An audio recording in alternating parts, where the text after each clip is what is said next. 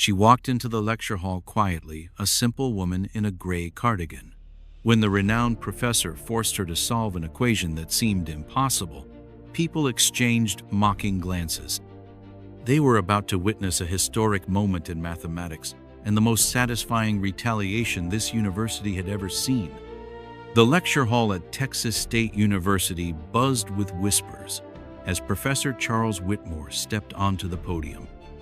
His reputation preceded him, a brilliant mathematician, department chair, and infamous for his disdain toward those he deemed intellectually inferior. Layla Freeman quietly took a seat in the back row, choosing a spot near the window where morning light spilled in soft and steady. She smoothed the gray cardigan draped over her crisp white blouse, a habitual gesture more about grounding herself than tidying up. At 37, she stood out among the sea of 20-something graduate students in hoodies and sneakers, not just by age, but by posture, presence, and the quiet gravity she carried with her. Whispers floated briefly when she entered, but she paid them no mind. She hadn't come to be noticed. She wasn't here to impress, to compete, or to reclaim some lost ambition. She was here to learn fully, fiercely, and on her own terms. The years behind her held stories most of her classmates hadn't lived through yet: raising a child, saying goodbye to a parent, working jobs that didn't care about dreams. But none of that made her bitter. It made her ready. As the professor entered and the room settled into silence, Layla opened her notebook with calm precision.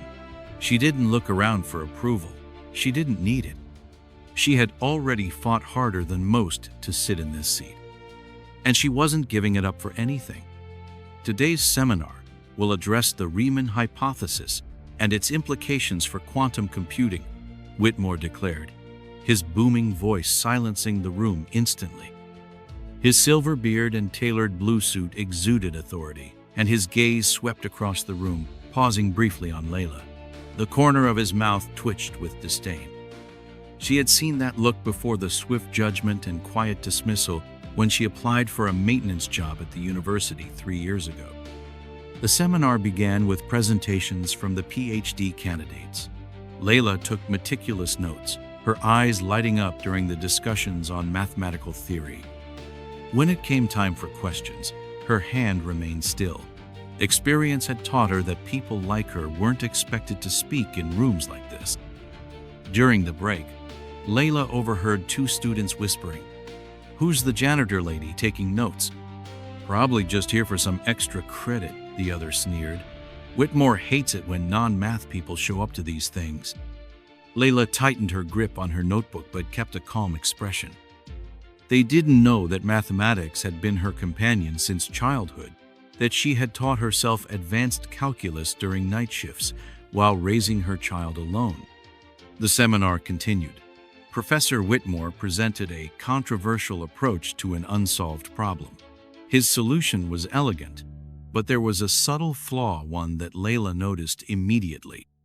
She had spent countless nights poring over that very equation. "Any questions?" Whitmore asked, his tone laced with the implication that none would be worthy of an answer. The entire room fell silent until almost reflexively Layla raised her hand. In that moment, she regretted it. Every pair of eyes turned toward her. Whitmore's eyebrow arched in mocking surprise. "Yes, miss," he said, his voice dripping with condescension. "I was wondering about the variable substitution in step 4. Layla spoke, her voice quieter than she intended. "Wouldn't that create an inconsistency when applied to the boundary condition?" The room fell completely silent. A few students exchanged glances. Whitmore's expression turned cold. "Your name?" he demanded. "Layla Freeman." "Which department are you with?" Layla hesitated. "Facilities management." A wave of murmurs swept through the hall. Whitmore shifted from surprise to amusement. "Facilities management," he repeated, letting the words hang in the air. "How intriguing. And you believe you've found a flaw in my work?" Layla blushed. "Not exactly a flaw," just a potential issue if, rather than questioning well-established mathematical principles, Whitmore cut her off. You might consider focusing on things more within your reach. A few students chuckled. Layla felt her face burn as she lowered her head, wishing she had never raised her hand. But what she and everyone else in the room didn't know was that this moment of humiliation was about to become the beginning of an extraordinary revelation. Yet Professor Whitmore wasn't finished. Having found an easy target, he seemed determined to make an example of Layla. Since our guest from facilities feels so confident in her grasp of mathematical theory, he said, adjusting his tie with deliberate slowness, perhaps she'd like to demonstrate her knowledge. He gestured toward the board. Please come to the board, Miss Freeman. Layla froze.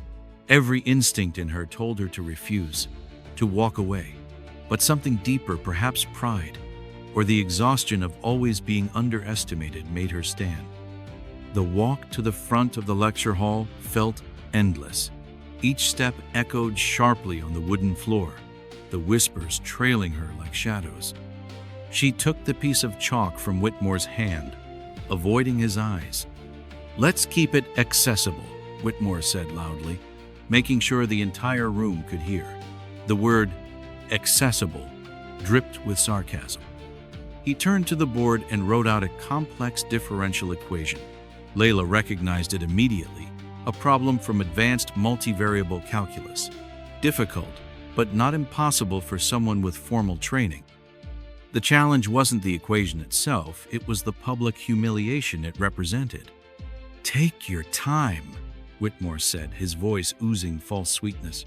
We're all eager to learn from diverse perspectives. The room burst into laughter again. Layla felt her hand tremble slightly as she looked at the board. Behind her, someone whispered, "Look at this. It's just sad." In the front row, Dr. Monica Chu, a visiting professor from MIT, furrowed her brow at Whitmore's display, but remained silent, her gaze fixed on Layla with quiet curiosity. Layla took a deep breath. The numbers and symbols on the board began to rearrange in her mind, forming familiar patterns from her childhood. She had never received formal education beyond a few community college courses, but mathematics had been her refuge on long nights after her husband left, after her daughter had fallen asleep, between scrubbing toilets and mopping floors. She raised the chalk and made her first stroke. "Perhaps we should simplify," Whitmore began, but stopped as he saw Layla writing with quiet confidence. The room fell silent as she worked methodically, stepping through the problem piece by piece. Her initial anxiety melted away as she immersed herself in the graceful dance of mathematics.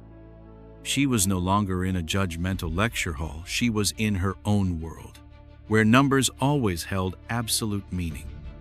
After 2 minutes of utter silence, Layla completed the final step, set the chalk down, and stepped back. Whitmore looked up at the board, his expression shifting from smugness to confusion. He scanned her solution, searching for a mistake, but found none. The solution wasn't just correct. It was presented with unexpected elegance. "That's correct," he admitted reluctantly, though anyone with a basic calculus background could have solved it.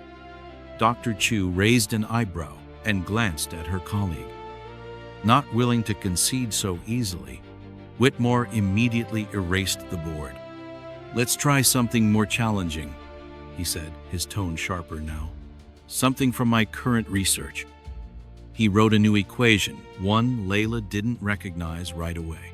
This wasn't part of any standard curriculum, but advanced theoretical mathematics, the kind found only in academic journals.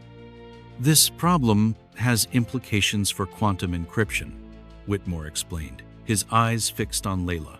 "If you'd like to return to your seat, I'd completely understand." The challenge landed like a thrown gauntlet. The room held its breath, waiting for Layla to retreat. But instead, she reached for the chalk. Layla studied the new equation, her earlier confidence wavering. This was different, complex, abstract. with symbols she hadn't encountered in her self-study. For a moment, doubt crept in. Maybe she had gone too far.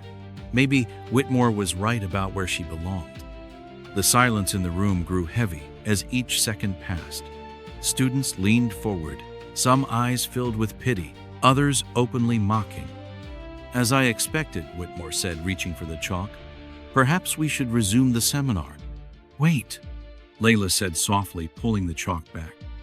Something flickered a pattern within the chaos of symbols. She remembered an article she had read last month during her lunch break on a library computer. It discussed a new approach in quantum encryption mathematics. She began to write slowly at first, then with growing certainty. The atmosphere in the room shifted as students exchanged puzzled glances. Even Whitmore's smug expression faltered as he watched Layla work through the problem with unexpected precision. Dr. Chu sat upright, her eyes wide as she followed Layla's every move. It wasn't just that Layla was solving the problem, it was the way she navigated around it, revealing an astonishing intuition. Midway through the solution, Layla paused, her brow furrowed. There was a block. The equation had led to a dead end. Whitmore's mouth curled into a satisfied smirk.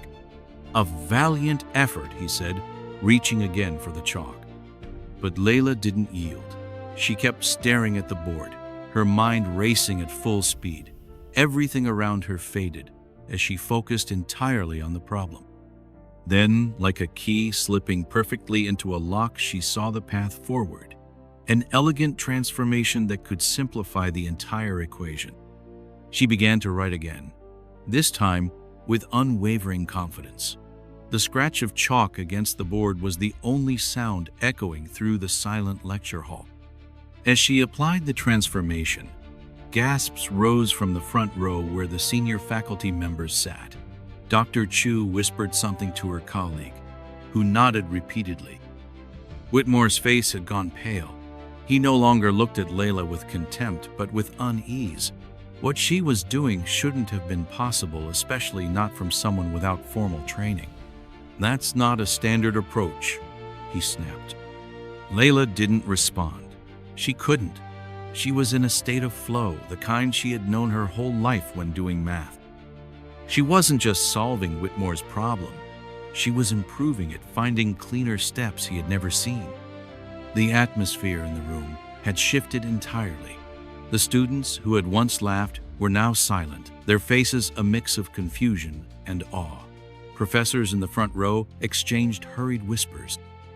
Even Whitmore seemed torn, part of him clinging to authority, another part drawn in, unable to look away from the brilliance unfolding before him.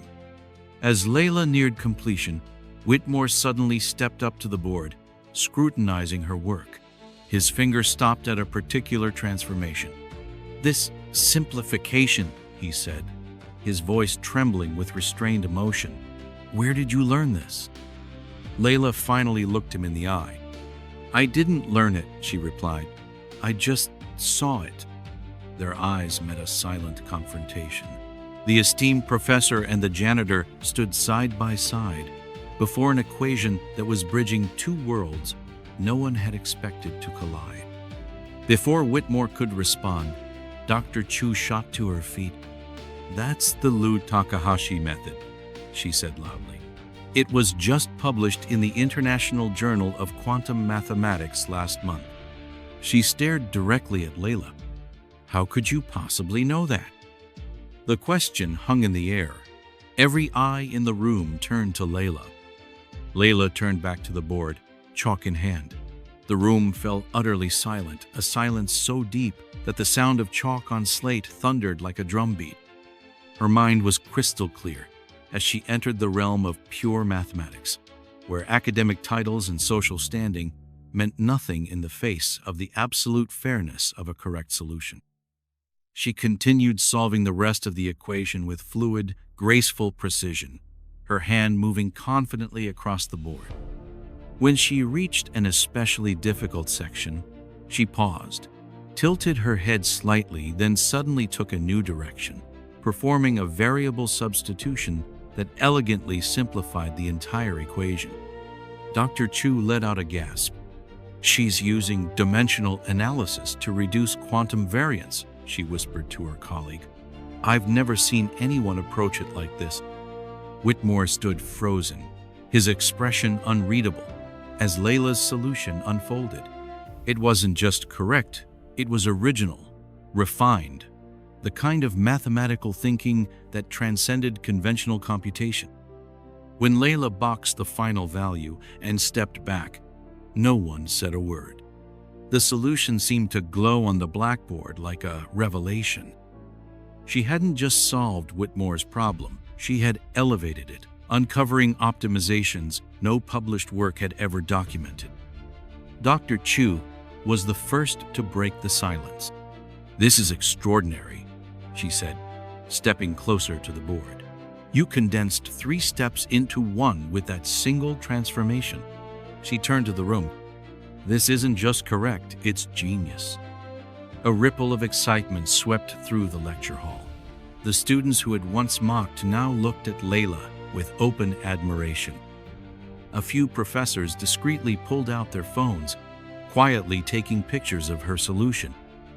Whitmore cleared his throat and said, "While unorthodox, I suppose this approach has merit." The words came slowly, as if each one were difficult to release. "Has merit?" Dr. Chow turned to him, raising an eyebrow. "Charles, this solution could expand our understanding of quantum encryption mathematics. This is work worthy of publication." Layla stood still, her fingertips dusted with chalk, feeling strangely separate from the buzzing crowd around her. This wasn't about proving anyone wrong, she had simply answered a challenge, using everything she had. "Miss Freeman," Dr. Chow turned back to her, locking eyes. "Have you ever documented any of your other mathematical discoveries?" Layla hesitated. "I have a few notebooks, just things I work on when I can't sleep." "Notebooks?" Whitmore repeated, for the first time revealing a hint of professional curiosity beyond his pride. "What kind of mathematics do you explore?" "All sorts," Layla replied, beginning to feel shy again. "Mostly number theory, and some algorithmic approaches to integer factorization." Dr. Chu and Whitmore exchanged stunned glances. Prime factorization analysis was at the heart of cryptographic research, one of the most intricate fields in applied mathematics. "I want to see those notebooks," Dr. Chow said firmly. A top student stood up. "That's the most incredible thing I've ever seen," he said loudly, then began to applaud. Others followed, the applause swelling, echoing through the lecture hall. Layla blushed, but this time not from shame, but from emotion. She hadn't expected or sought this recognition. Amid the applause, her eyes met those of a young female student seated at the back, someone who had watched everything unfold from the beginning. The girl nodded at Layla, her gaze shimmering with reverence as if she had just witnessed something that could change a life. In that moment, as the last of her calculations settled into silence and every eye in the room remained fixed on her, Layla realized what she had done today wasn't just mathematics. It was reclamation. She had become truly visible, perhaps for the first time in her adult life, not as someone's mother, someone's assistant, someone filling a seat in the back row, but as herself, a thinker, a voice, a mind sharp enough to solve what others had stumbled over, patient enough to explain it clearly, and brave enough to stand in front of a room that once barely noticed her. Her knowledge, her intellect, her potential, all the parts of her that had lived quietly in the shadows for too long, had stepped into the light, and they stood tall. The applause eventually faded, as applause always does. The pens resumed scribbling. The professor cleared his throat. But something had shifted permanently in that lecture hall, not just for Layla, but for everyone who had witnessed it. From that day forward, they would no longer see her as the older woman in the back row. They would see her as the woman who stood up, took the chalk, and quietly rewrote what they thought they knew. The seminar had officially ended over an hour ago, yet the lecture hall remained packed. Layla found herself surrounded by professors and graduate students, all eager to ask questions about her mathematical insights. Dr. Chu stayed close by, almost like a silent guardian. "Your multidimensional analysis intuition is remarkable," said a professor specializing in quantum computing. "Have you ever considered pursuing formal education?" Layla gave a faint, wistful smile. "I have, but affording it, that's another story." On the far side of the room, Professor Whitmore stood stiffly near the bookshelves, locked in a heated discussion with the department chair. His brow was furrowed, jaw tight, voice low but sharp, the kind of tone that carried even when he didn't intend it to. He kept gesturing toward Layla, his hands slicing the air with growing agitation, each motion more emphatic than the last. It was clear he hadn't expected her to be the one who solved the problem, not the woman in the back row with a gray cardigan and too much life behind her eyes, not the returning student he had barely acknowledged all semester. His initial arrogance, the cool confidence of a man used to being the smartest in the room, was beginning to crumble beneath something more complex. A reluctant professional respect had taken root, blooming slowly beneath his tightly controlled exterior. But it came laced with a very human discomfort, the realization that he had underestimated her, and worse, that he might no longer be the only one in the room worth listening to. He wasn't just surprised, he was threatened, and that, more than anything, unsettled him. Dr. Chu gently placed a hand on Layla's arm. "We should talk about your future," she said softly. "MIT has emergency scholarship programs for extraordinary cases like yours." Layla's eyes widened in disbelief. "MIT? Me?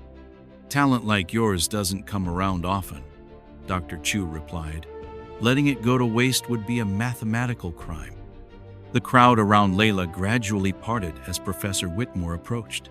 His silver beard seemed to quiver slightly with restrained emotion. "Ms. Freeman," he said formally, "the department would like to review your notebooks, if you're willing. There may be opportunities for collaboration." His words came slowly, carefully. It wasn't quite an apology, but from someone like Whitmore, it was likely the closest he had ever come to one. Layla nodded. "I'll bring them in tomorrow." "I'll be reviewing them personally," Dr. Chu interjected, casting a sharp glance at Whitmore that made his lips tighten into a thin line. As the crowd slowly dispersed, Layla gathered her things. Her phone buzzed 5 missed calls from the babysitter. Real life was calling, a sharp reminder of the reality that had always held her mathematical passions in check. On her way to the door, a young female student stopped her. "Miss Freeman," the girl said, her voice slightly trembling, "I study engineering and I just wanted to say thank you." "For what?" Layla asked gently. "For showing me that where you start doesn't define what you're capable of knowing." The student's eyes shimmered with emotion. "I'm the first in my family to go to college. I come from a small rural town. People judge me too." Something warm spread through Layla's chest, not pride exactly, but something gentler, deeper, a quiet astonishment. She had never imagined that her moment, a few lines of chalk on a board, a clear explanation in a silent room, could mean something to someone else. Yet the way they had looked at her, the way they had listened, had said otherwise. Outside the building, the early evening air felt different, crisp, alive, filled with the kind of possibility she had once trained herself to stop hoping for. The sky was streaked with soft hues of lavender and gold, and for the first time in a long while, Layla noticed the way the breeze curled through her hair, the way her own footsteps sounded like they belonged. She took a deep breath, her bag slung over one shoulder, and thought about the notebooks waiting for her at home, stacks of them worn, dog-eared, stained with coffee and time. Years of mathematical exploration written in solitude, formulas inked late into the night, while laundry machines hummed and the world slept. Those pages had always felt like whispers meant only for herself. But tomorrow, they would be read.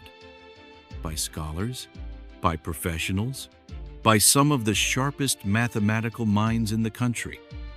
It was terrifying. It was exhilarating. And for the first time in years, Layla Freeman dared to imagine a different kind of future, one where her thoughts mattered more than her silence, where her questions were welcome, and where her mind, not her janitor's uniform, would define who she was. She walked a little taller. The night was coming, but she wasn't afraid of the dark anymore. 6 months later, Layla Freeman stood before a different lecture hall. The room was smaller, filled with eager young college students watching intently as she explained a complex theorem. The sleeves of her gray cardigan were rolled up as she wrote on the board. No more hesitation, no more apologizing for taking up space. Her life had changed with breathtaking speed. After that seminar, Dr. Chu had arranged an emergency scholarship, believing that talent like Layla's couldn't wait for the proper academic timeline. 2 theoretical methods Layla developed had since been published, with her listed as the lead author. Professor Whitmore eventually changed, though not without tense departmental meetings, where he faced votes of dissent. Now, he begrudgingly acknowledged her contributions, especially after Layla's work on quantum encryption began drawing attention from research institutes across the country. But the greatest change of all was within. Layla no longer hid her intellect or her passion. She spoke about her work with confidence, knowing her worth didn't come from a degree, but from the inner strength of her mind. Her daughter Lily had transferred to the very university where Layla now taught, on a full scholarship. Inspired by her mother, Lily now pursued her dreams without apology. As Layla wrapped up her lecture, a young female student raised her hand, her eyes a mix of shyness and determination. Layla called on her immediately. She remembered exactly what it felt like to be overlooked. "Never be afraid to raise your hand," she told the whole class. "The question you're scared to ask might change everything, not just for you, but for everyone in the room."